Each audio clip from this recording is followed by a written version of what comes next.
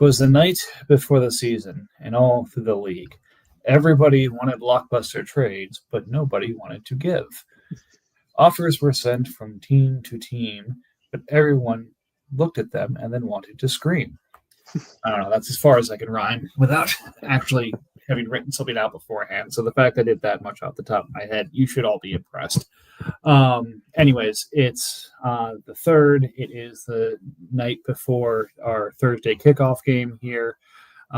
Everyone's raring to go. We've got Bill and we got Vikings on the pod. We'll see if we get a couple other joiners as we progress. But really, we're just kind of wrapping up the off season today. It's what are some of the hot takes we have? We did sort of divisional previews last week. These are some of the hotter takes or picks for respective divisions or conferences that others may not agree with or may be a little bit spicier opinions. And then trades, kind of what's gone down and what we'd like to see go down. I know I've been kicking around the league to try and make things happen, whether it be blowing it up or trying to buy another piece or two before we start games off. I know others have too, and we're going to toss out ideas as we see them. So, Bill, what do you have to say? I didn't know I was working with the M&M of GMs. I guess you're a GM&M, right?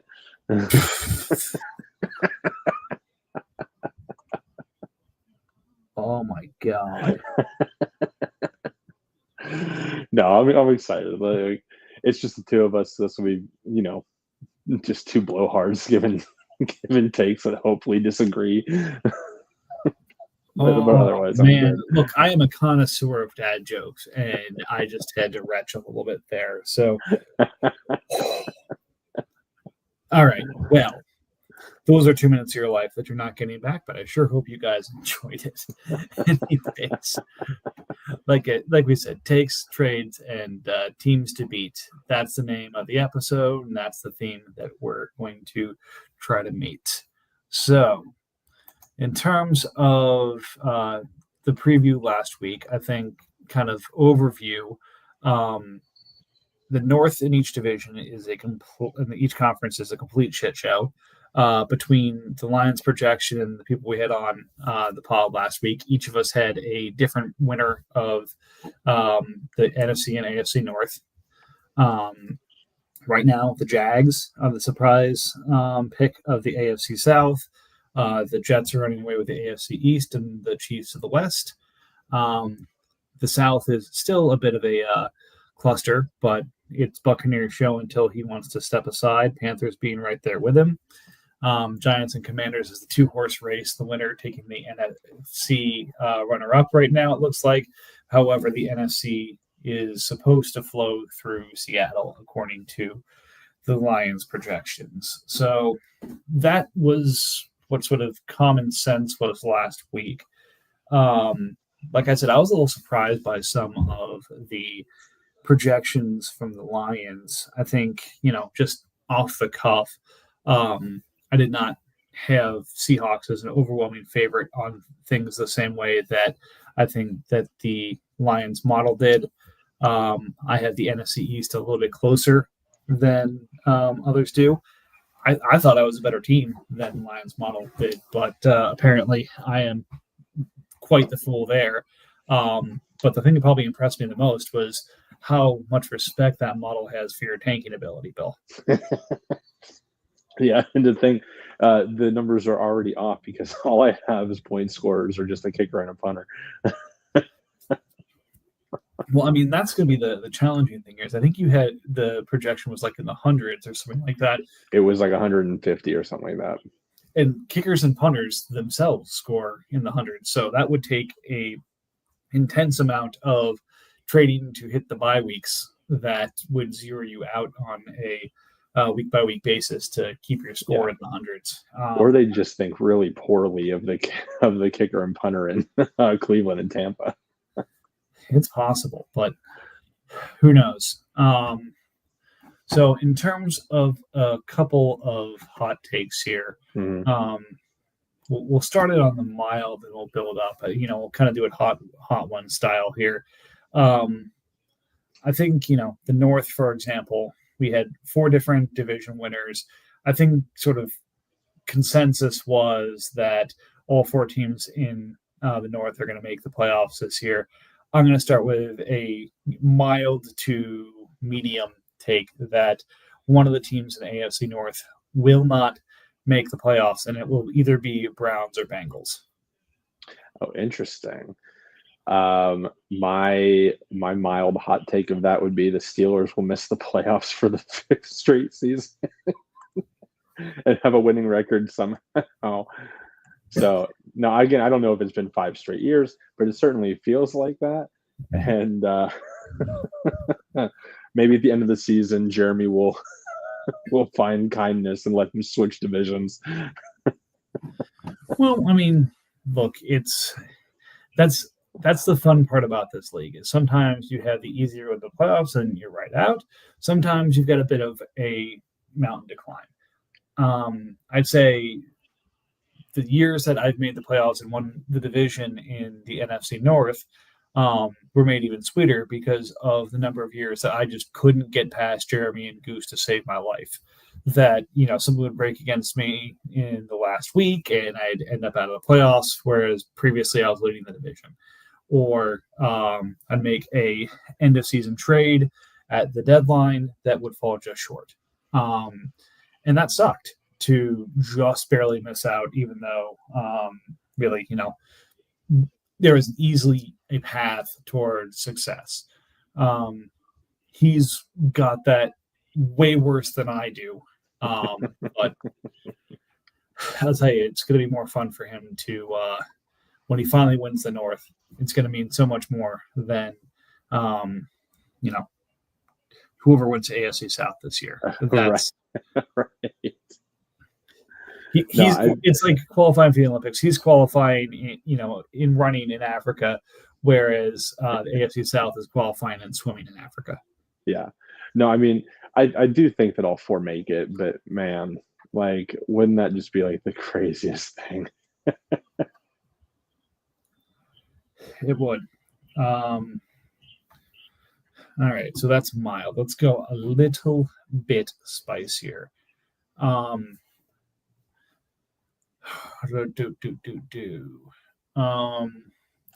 Let's go with a team being, what do you think, better than expected or worse than expected? Well, I think we kind of did the better than expected last week with people saying the Bears would win the division and make the playoffs. So let's go worse than expected. Worse than expected. Yeah, I'll say only one team makes the playoffs in the NFC South. Interesting. Is that due to record or due to other teams in the NFC being better? A little bit of both. I think the middle class is going to be a lot stronger than teams give it credit for. I don't think so. I think let's just kind of go process of elimination here. I don't think Falcons or Saints make the playoffs. I think Falcons kind of went all in for Daniels. He doesn't quite have the horses, or the horses he have that are old. He can't really sell. He can't really buy. Yeah. He doesn't have the chops to make it. Mm-hmm. Saints has a couple of good pieces, but he's so much in the, I'll call it, the allegory I'll use for him is he is the NFC Patriots. He enjoys trading, and I think that's the most fun he has in this league, which, again, I completely understand. Hell, I would be the pot calling the kettle black if I didn't recognize that as a fun way to enjoy this league. Yeah. But because of that, I don't think he can make it. So it's Bucks and Panthers, who both, by the numbers, should be right there. I think they were the 6th and 7th highest rated team. Panthers is so Tua dependent right now. I don't know what he does if Tua breaks, and I feel he's got that kind of all over his roster. Yeah. Deebo Samuel, he's got Benson behind Connor, but then his entire running game is basically those two and Bigsby, which isn't great, but it isn't bad. Ferguson, things are getting spread out in Dallas. The offense is good, not great. The defense is great, not excellent. So I could easily see this team at 9 wins, 10 wins. And with the state of the NFC, I don't know if that's going to be enough to get them in. I think you're going to need to get to 11 wins to make it into the NFC playoffs this year. I think the Bucs have a clearer path to get there. And then I think the NFC East is going to be strong. I think the NFC North is going to be strong. And I think the West, Seahawks and Rams, obviously, is class of their divisions. But the Cardinals are another one of those teams that if they decide to get froggy, hey, take Quinshon Judkins, move him for another back who's going to score this year, shape up the defense with using some of his picks. He is going to be in contention. He could be in contention. So you could have 10 teams in the NFC who are competing for those 7 spots. And, it's just going to be a bit of a killing field for who gets there. That's true. That's fair. Okay, so mild is what we're doing now. Mild. Medium. Okay, medium. The NFC East has a division where they are all 500 or worse. The NFC has a division where they're all 500 or worse. Sorry. To be clear, the NFC East. The NFC East will end.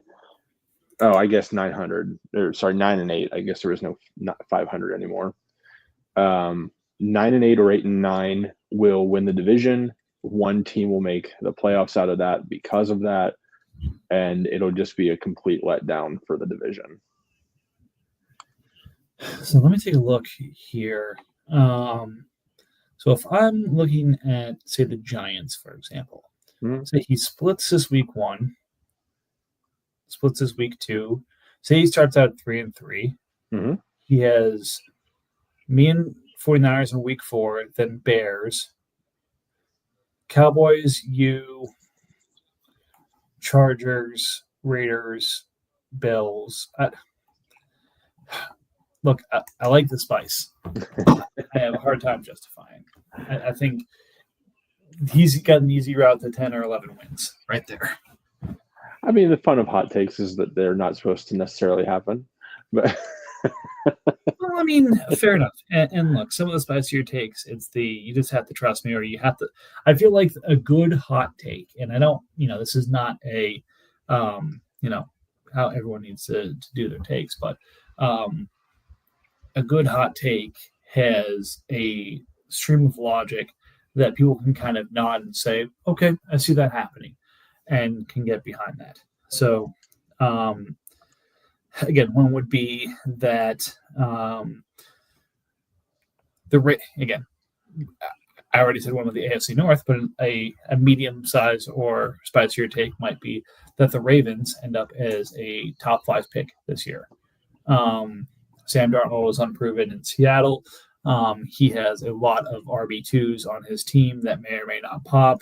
A lot of his receivers are either fading to the background, a la DJ Moore, or maybe out of a job or on the trade deadline sell list, like Tyreek Hill.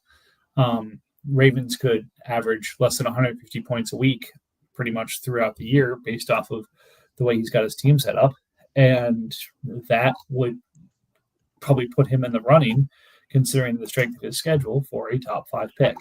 Now, do I expect that to happen to Ravens? No, that would be a bit of a surprise. But I feel like that follows enough of a stream of logic and enough of a stream of facts that, that's what works as a hot take. I don't know. That's my feel on things. That's fair. That's totally fair. I don't know. I mean, there's not much difference between a 10-win season and an 8-win season. So I mean, it is possible. Bye weeks, injuries, you just never know. Yeah. All right. So we'll give ourselves a chance to catch our breath as it pertains to hot takes. We're trying to come out spicy, but we're not spicy enough, and or having necessarily the chops to back up some of our predictions. So we'll give ourselves a break there. Okay. Let's talk trades for a few minutes here. So I've been going kind of team by team, trying to make things happen as I go through my never-ending quest to continue to shake up the league. And it's really interesting because I feel like every team I look at is almost primed for a 3-team situation. Like Okay. Steelers, for example, has Trevor Lawrence as his quarterback, who's both young, expensive, and unproven, but as of right now, stable. Um, I look at the things that he would benefit from is a reboot of his receiver room to get younger. Jacoby Myers is trying to get paid one more time here, and it's still on a league minimum. Great asset, but could expire here. Mike Evans has been a marathon man. How many more years is he going to continue to put up 1,000-yard seasons? And then Rashid Shaheed, if he stays healthy, is a menace. Like it's almost he is right at that. If you're going to start selling off things, this is the year to sell them off.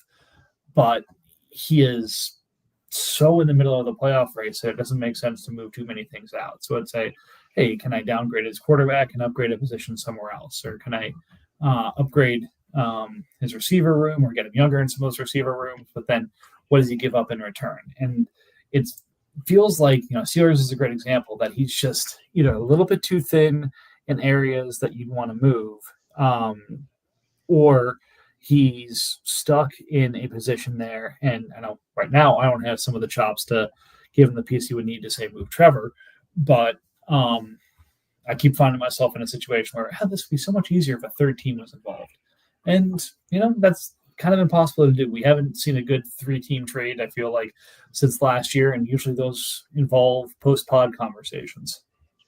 Yeah, because isn't there the trick of making it not look like an unfair deal on all parties because of collusion rules and stuff like that? I don't know. Every time I've tried to do a 3-team trade, it's always been this is too difficult to make this look fair. Yeah, I agree. And I think, sometimes you can do that and sometimes you can't. Yeah. And I think the big thing for me is, yes, you want it to look fair so that each part of the deal is equivalent. But sometimes it's just a matter of making sure that it's not an obvious, okay, I want to trade for this guy, but I traded for this thing, so I've got to clean him through another team. I know those deals have happened before, but the intent here is that the trade should stand up instead of it being well, I want to trade for these two. I want to trade for this piece. I can't trade directly for him, so I'm going to trade him through Bill, and I'm going to give Bill a 4th-round pick for his, for his efforts. This is not the, NHL where I'm going to trade a player via another team so that they can absorb half the contract before they move to the next team to absorb half the contract. So yeah, no, I get that. I mean, it's interesting. I don't think about the 3-team trade side as much, and maybe that's because I'm looking at everything well, this is the period where nobody's making any deals because everybody thinks they can win, and we have to wait until week 3 whenever people realize they're done.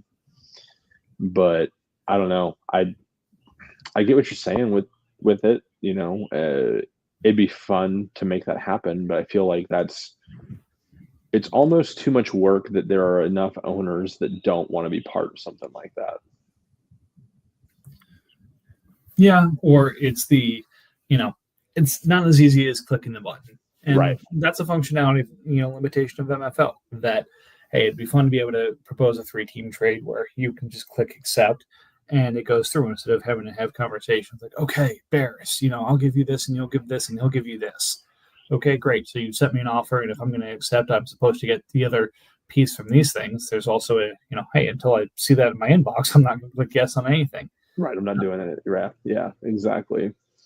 And it's interesting. I don't even know. I'm trying to think of what could be done here. To your Steelers point, maybe that's a partner for Panthers, Tua for Trevor. And so, I mean, in a capacity of whatever deal that ends up being, but maybe that's a 3-team possibility.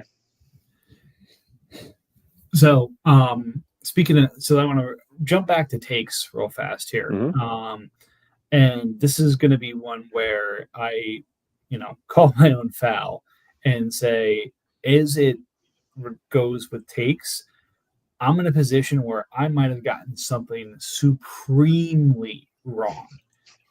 So one of Okay. my takes right after the draft happened was that the Lions would have been so much better off if he took his draft capital, the 120, the 220, the 302, and the 402, went out and bought running backs because the players he drafted in those positions were the wrong running backs and the wrong guys that you don't want going into this year. That he just bad moves all around, and he should have completely played the things differently.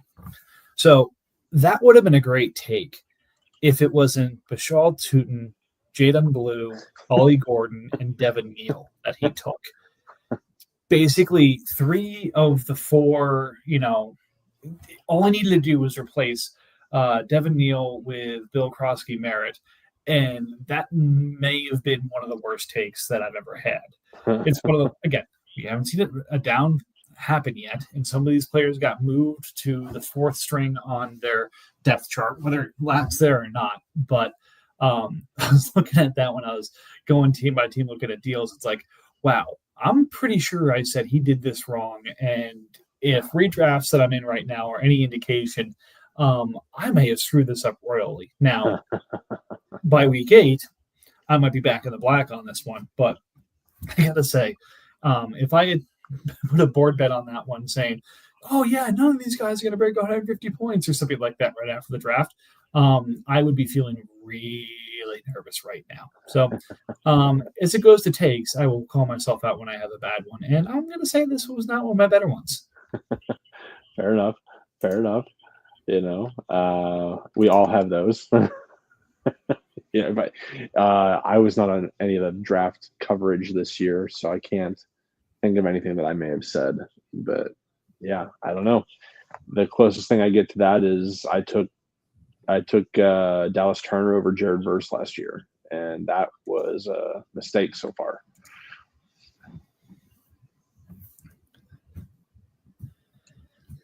All right, so now I'm just gonna go sort of team by team here, and we'll either make a trade suggestion or a take about the team. So Okay. I'm going to go ahead and do a take about the Packers. And I'll go ahead and rate this one spicy buffalo. It's a little bit spicier than medium. It's not quite hot yet, so it's a spicy buffalo. This is going to be the first year in our league that we see the Packers embark on a rebuild. It's not going to be a full rebuild, but it's going to be a retooling. I think he is going to look at the sort of the overall position of the NFC. He still has all of his 26 and 27 picks that he has not moved yet, and he's going to take Chuba Hubbard, Aaron Jones, Miles Sanders, TJ Hawkinson, a number of his defenders, and distribute them to the needy to accumulate, picks to be able to jump right back into this next year. And it may not be picks; it may be sort of younger assets or solidifying some of these pieces for players who are a little bit more in it. But I think we see Jeremy for the first time in a very long time take the step back and say, "Let me retool my team rather than pushing all in." I see the picks, I see the $31 million in cap space, and I see him in a position where he may finally say, "Oh, you know what? Let me let the Lions take it this year. Maybe the Bears take it this year. But I'm going to take the year off so I can take another run in it for the next 5 to 7 years." I see a pipe dream from an NFC North hopeful right there. Like when is he going to do this? Look, I think it's going to be during the year, and I think it's going to be by the deadline. I think we're going to go through the first 3 or 4 weeks, and I think Jeremy's going to be either 500 or 5-3. He's going to look at what the rest of the schedule is, where we've got the NFC East and the AFC North, and he's going to see 3 teams in the West, 2 teams in the South, 3 or 4 teams in the East, and say, this might not be my year. And start, selling some of these pieces off. Like, look, in some of these situations, you need to clarify. Like, what's the split going to be between Aaron Jones and Jordan Mason? I don't think anyone's feeling confident making a deal around that until we see a little bit more there. Same with Miles Sanders and Javonte Williams and Jaden Blue in Dallas. Like, some of these things, we just don't know what the hell is going to happen. So he needs a little bit of game film before some of these pieces can actually be moved in the first place. Yeah, I can accept the context of what you're saying, but Jeremy is not a seller ever. That's why it's a spicy Buffalo take that Jeremy is going to be a seller this year. And even more so, who's got the picks to buy his stuff?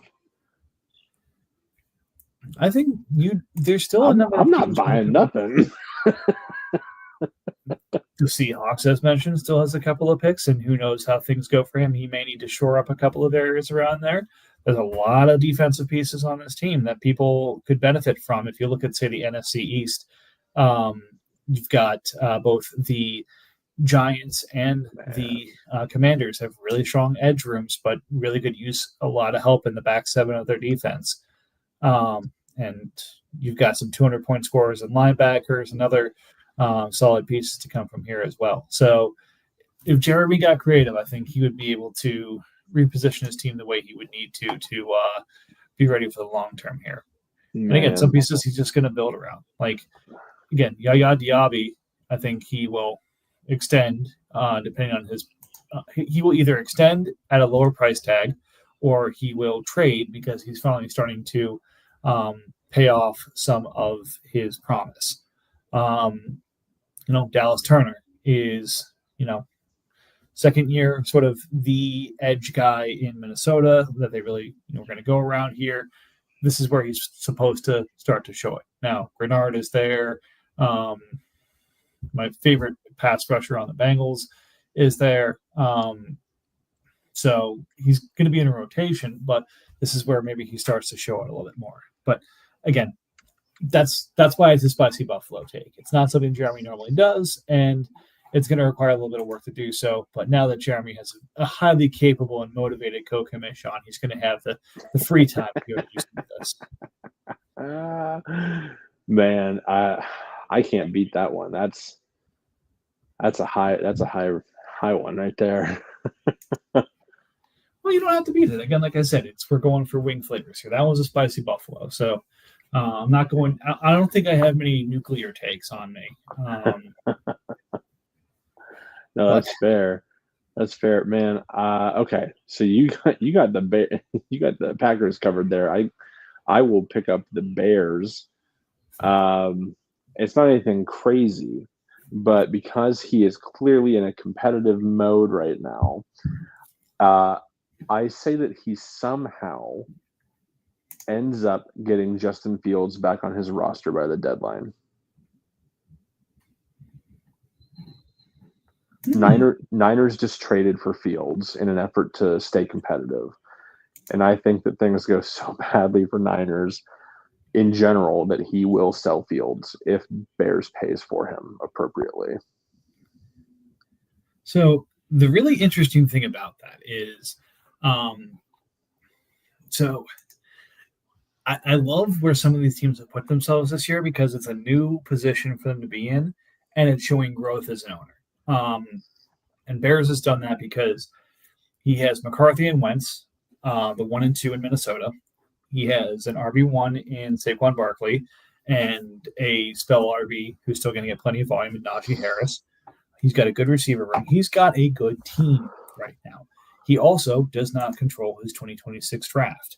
So I could absolutely see him trying to pick up Justin Fields at some point to sort of, I'm losing the word here, but support McCarthy as he gets his feet under him at the pro level as sort of a bridge. But again, I guess he wouldn't have to trade McCarthy necessarily to go do that. The only downside of that is 49ers no longer controls his 26 first. So if he's moving Fields, he needs to get something back that can continue to score points to position. So that's another one of those where it's like, hey, this would be a fun trade to make, but he's got to find something that keeps him afloat as you go and make that trade.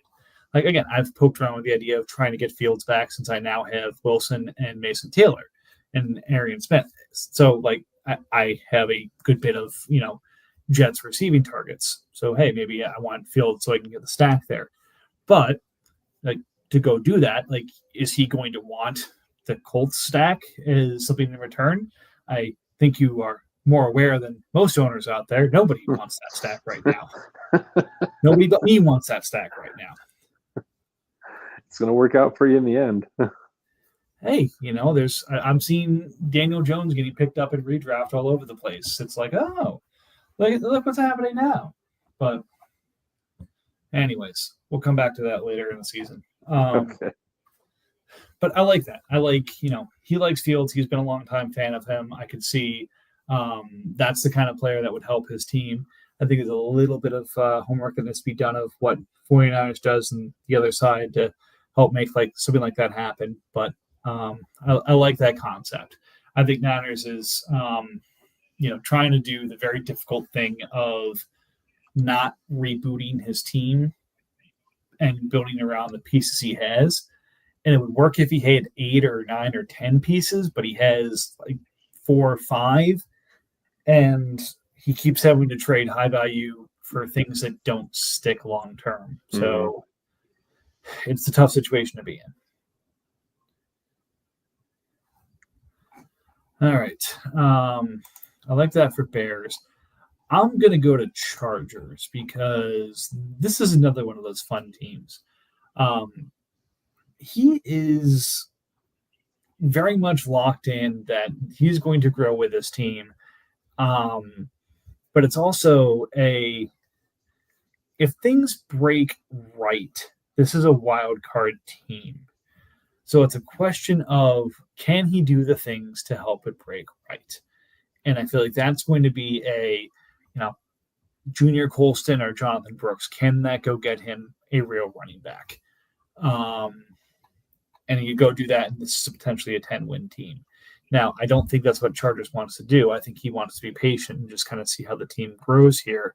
But a trade I would love to see is for him to kind of the two-parter, take Rashee Rice, trade him for something that's going to get him points in the first 4 weeks, because that's going to matter in the overall run of the season for 8 games worth of scores.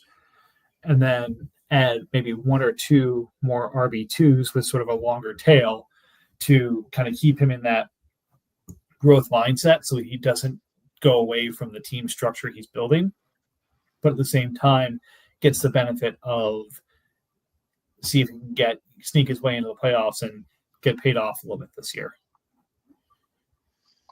Interesting. Yeah, I mean, I think you have more explanation than I do on that one. So I'm just going to leave that one be. Again, that's not so much a take. That's more of a trade I'd like to see happen. Yeah. No, I guess I'm kind of going to stay on the side that you're with here. Dolphins. I want him to make however many trades he needs to utilize those picks properly. I think to kind of go hand in hand with your earlier take with Packers, I think that if Packers sells, I think Dolphins could be a huge buyer. It will mean nothing for him this year, but it would be nice to see it happen, because I don't know, something about this. I don't know what he's planning on doing, but man, he's got maybe as many picks as I do. I don't know, but I would love to see him be the trade component piece of the deadline. So what's going to be fun for me is I'll keep it in the AFC East.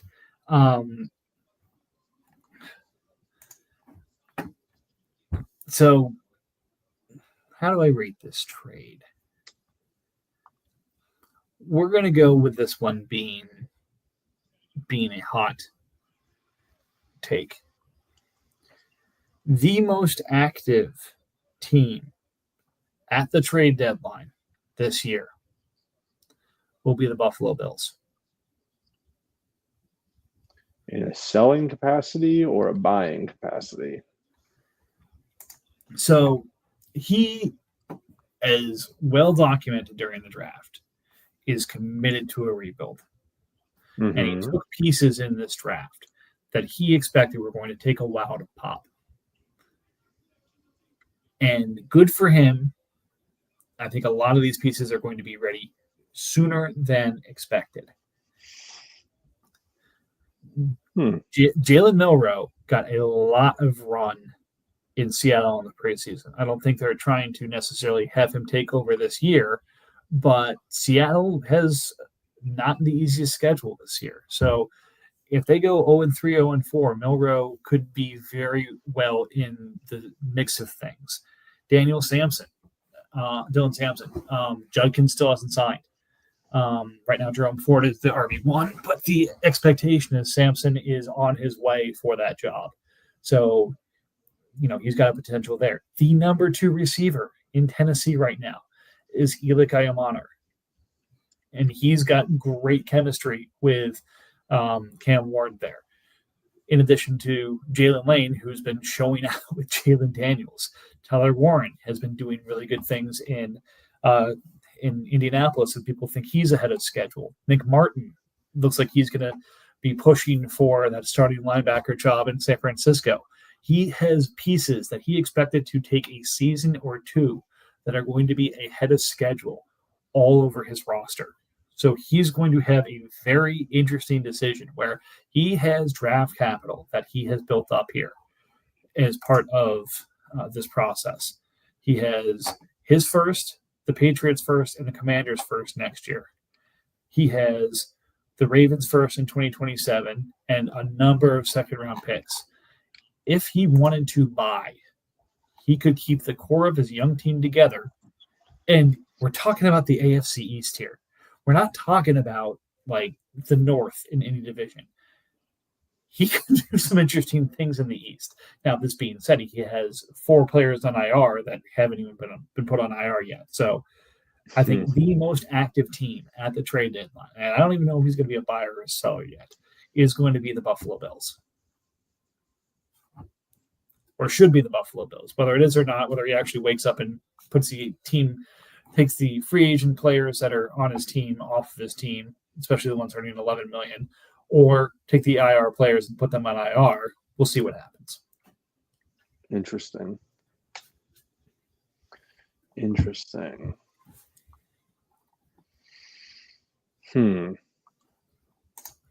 So again, it doesn't have to be a hot take. It doesn't have to be. It can be a take, a trade, or if you think there's a team to beat that you want to talk about a little bit. I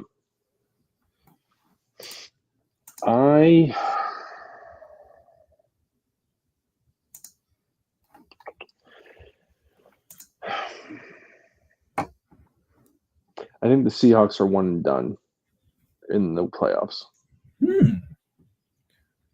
I think that, they might get the bye, whatever, but I think they will lose their first playoff game. And that could be due to any number of things. But I just, the expected best team never makes it.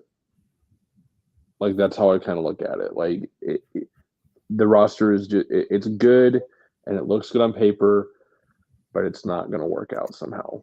I don't know if it'll be just like it always happens. Somebody gets randomly hot and just blows up one week, and then the best team doesn't have it that week. But yeah, I think that he will run into whoever it is. It could be, I guess whoever the 7th seed is in the NFC, he'll run into that team and it'll be done. And my guess would be it'd probably be the NFC East team because those teams are all very strong. Yeah, it's the curse of being the NFC Chiefs. Yeah. He's got depth everywhere. he's got some elite names on this team, which the Chiefs doesn't really like to do.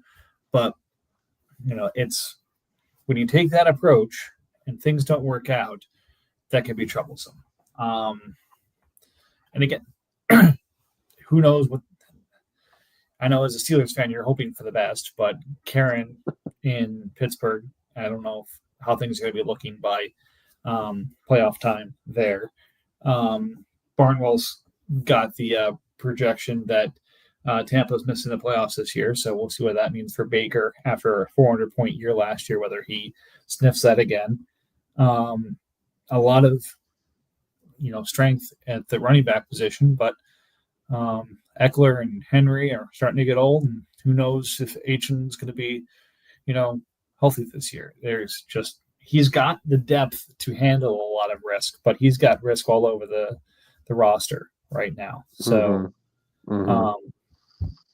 I can see it. It's definitely a hot take, though. But again, he's also got pieces that he can just move away from. Like he's got $11 million tied up in Cleveland Farrell on a 1-year deal that in any kind of ad he makes, he dumps that in there or gives it to you for a 4th round or a 5th round pick or whatever the going rate is right now.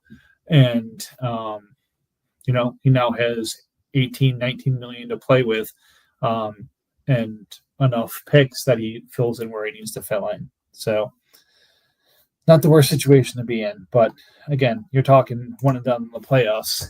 It'd be a matter of, is he go against, Eagles or Giants or Lions or someone like that? They just got the better week. Right.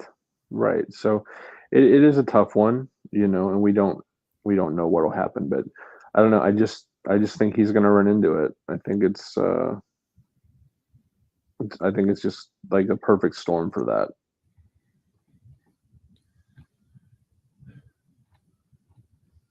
So a trade I would like to see a team make. I'm going back to the AFC East. Jets, will you please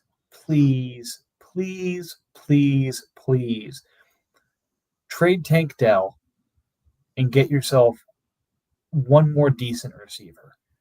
And I don't mean another receiver. Like, you have Jamal Agnew, you have Deontay Johnson, you have Velus Jones, you have Gunnar Olszewski, you have Nico Remigio, you have Steven Sims. Like, you don't need more of these players. First off, get those guys the fuck off of your team. Like, you have Jameson Williams, you have Devonta Turpin, you have Jaden Naylor, you have Jalen Hyatt. The guys I just mentioned are not going to score for you. Get them off of your team. Take Dell, go get one more receiver who is of the ilk that he will score for you. Maybe it's wide receiver 3. It's not Tutu Atwell. It's better than Tutu Atwell. It's not Xavier Legette. It's probably better than Xavier Legette. But it's something in that wide receiver 40 range, which is going to help you this year. You've got the quarterback. You've got the running back. You've got good enough receivers. You've got tight end depth, and you've got a good defense. You went undefeated in the regular season last year, but you lost the first game of the playoffs because you couldn't hang with the big boys without a full roster. Go get yourself a full roster. Tank Dell is coming back from a knee injury that I don't think anyone's come back from before. Go move the name to make your team better. Yeah, I mean, it's like one of those good luck to all of us hoping for, But that's the thing, Mike. You have somebody who gave, I want to say, a 2nd round pick for Jordan Brooks last year. Maybe it was a 3rd, but it was draft capital for Jordan Brooks coming off of a back-to-back knee injury on the same knee. Historically, that doesn't turn out well. Up until that point, he was worth easily a mid-first round pick because of the name, of the pedigree, of sort of the hype leading up to it.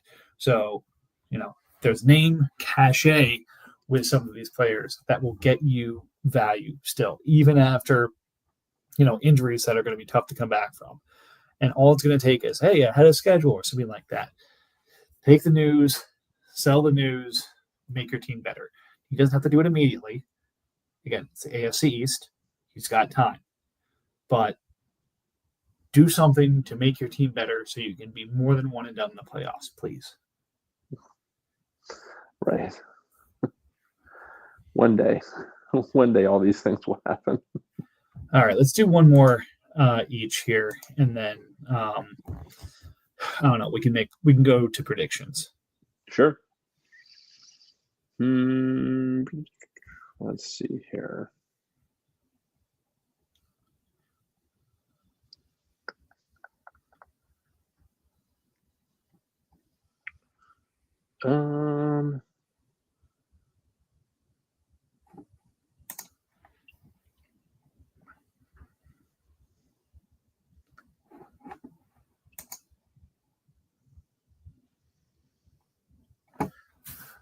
Well, since I made that proclamation, I should probably give you time to be able to pull your take together here.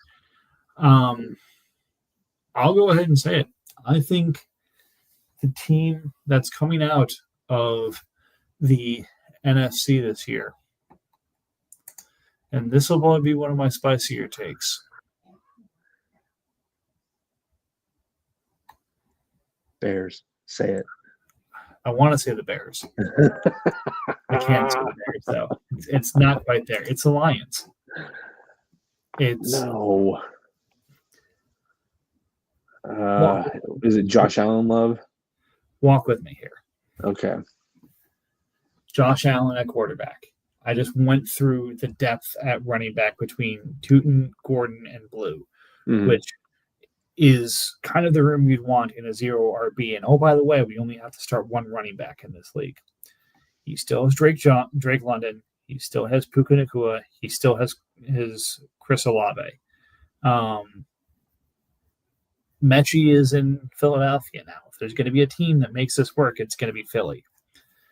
I think Terrence Ferguson landed in a great situation in Los Angeles. I think he's got a decent tight end. It's not going to be a top 15 tight end situation this year, but it's going to be good enough.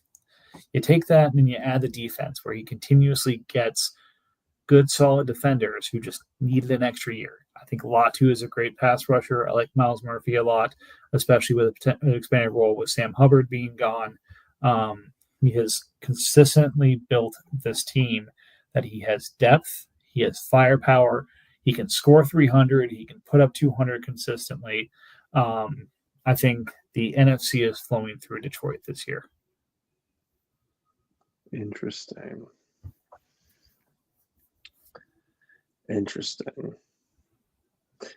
So as in the 1 seed or as in he gets to the Super Bowl?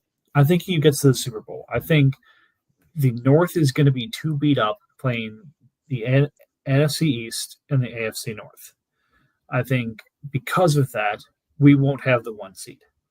The 1 seed is going to go to, the Seahawks because he's playing the rest of the NFC West. Mm-hmm. So he's not getting a bye, and he may not even win the division. But I look at this team when it comes to depth, when it comes to pure scoring ability, when it comes to kind of across-the-board coverage, I think the Lions are my pick for the NFC this year. Interesting. Well, if we're doing predictions, my NFC pick currently, looking at it and seeing the holes and seeing the team building that he has going on right now, my pick is the Commanders. I think that he's going to hit the stride of RJ Harvey takes over that job in Denver at the perfect time. And it just propels his running back room. I think he needs one more just to be safe, but that's a whole different thing. Isaiah Likely probably steps in more than Mark Andrews probably wants, because I feel like Mark Andrews is in his last year with Baltimore. And I think that's pretty safe to say. And then everything else is just solid. Like his defense is solid. Like he's got incredible D tackles and D ends. His linebackers could use the work, obviously, but the depth is there. Like he has the ability. Would I be surprised to see Detroit make it? No. Do I think Detroit's going to make it? Also, no. But, but that doesn't mean that it just can't happen. It just means I think that he's more likely to not make it than Commanders at this point in time. I like the thought process, but I just can't be there with you on it. I understand. So, look, you made a cringeworthy pick for the NFC, so I'm going to have to follow it up with a cringeworthy pick. Don't you dare say Chiefs. Finish up my pick for the AFC. I think your league champion this year will be the Kansas City Chiefs beating the Detroit Lions, which just happens to be everyone's real life favorite Super Bowl, it seems like right now. Either the Ravens or the Chiefs taking the Lions in the Super Bowl. So I'm saying this year It's going to be Goose and the Chiefs winning the league, defeating the Detroit Lions in our Super Bowl. How are you seeing that when he has backups all over the place and barely any starters? Let me go through it. So he's got stability in the quarterback room and Jared Goff. Yeah. Jalen Warren, Ramondre Stevenson are still going to get enough of a running back share, and Davis is going to be part of a three-headed backfield that he's going to get enough points to be fine at running back. Gabe Davis just signed back with Buffalo. Cooks is there as wide receiver 3 or 4.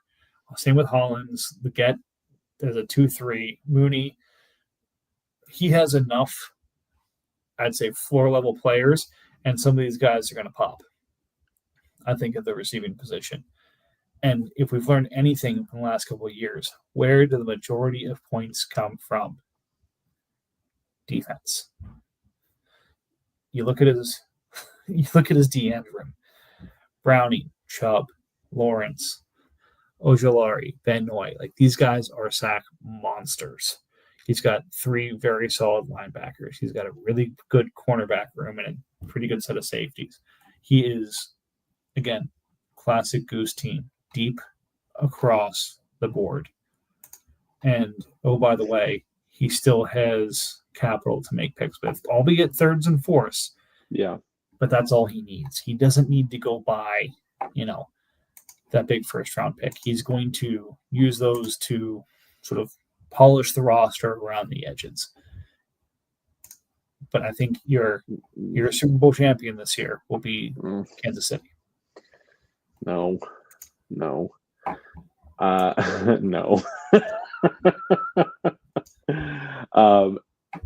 So it's not even anti-Goose. It's just there are very clearly 2 teams that are so far and above him in the AFC, and it's Bengals and Browns.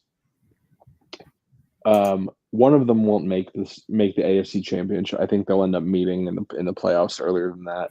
But I really can't pick between them. Like, I really love what Browns is doing, and like his offense is great. But man, Chris left the team, man. Like, he left a beast of a team. And I mean, if you want to rely on just Bijan at running back, that's fine. I mean, obviously that's fine. The Browns only have 2. Bijan can be just as fine. His wide receiver and his tight ends, are more solid. But I don't see Chiefs over these 2. I just don't. It is shocking to me that you chose somebody other than one of these 2. I get it. That said, this is not meant to be a dig at our new Bengals owner. Do we think the Bengals are better now than when Chris handed the team over? I don't think so. Has he actually done anything? He moved Juwan Jennings for picks. He's done some other small moves here or there. But some of the stuff is just kind of how things have happened. Ayuk has gone from maybe he'll be back to he's starting an IR and going to be there for a while. So his receiving room right now with no Jennings is JSN, Waddle, and Palmer. Now, that's probably fine, but that's not the same kind of fear-inducing that it was when he was running 3 wide receiver ones and maybe wide receiver 2 in there. Mm-hmm. It's cracks are starting to form, and that's what happens in this league. Is you have to be continuously shoring things up, continuously moving, because you can't just keep the pieces you have and expect them to be good forever. You need to be continuously trying to move to the pieces before they start losing value, and be building around the right things. That's how teams have been successful in this league. You got really great teams on paper like the Seahawks, but the Seahawks haven't won anything because these things break. And there's a level of inflexibility that when things break, you don't replace them, or you don't sell things off, or you don't move the things you need to really get yourself in a position to do what you need to do.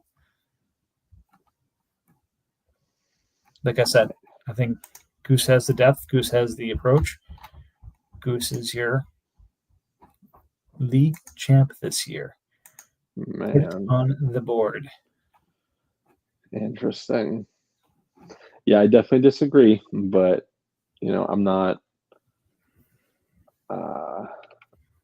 I'm not totally opposed to the concept that he could make it there.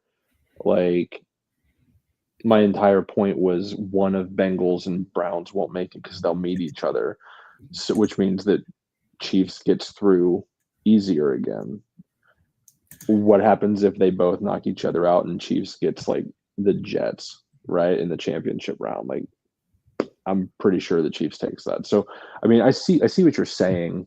I don't think it will happen that way, and that's fine. That's about as nice as I can be with Goose right now.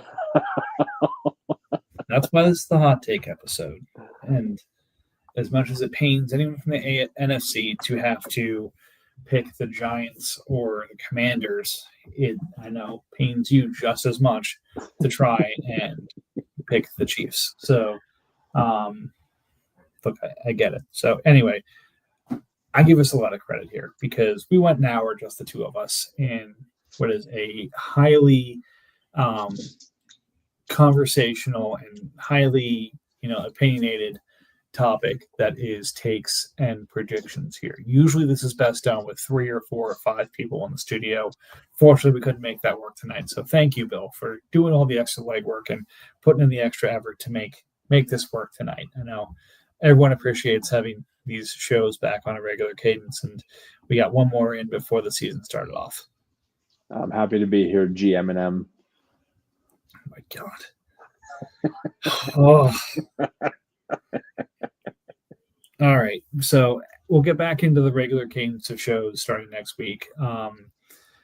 Didn't do any of the previews because, I don't know, I still have a feeling that there's going to be some changes to the makeup of some of these teams between now and the start of the regular season. So we'll see what happens over the next 24 hours, and we'll cover kind of what happened in week 1, as well as sort of who's set up for what going into week 2 next week, as well as back to the weekly review of trades,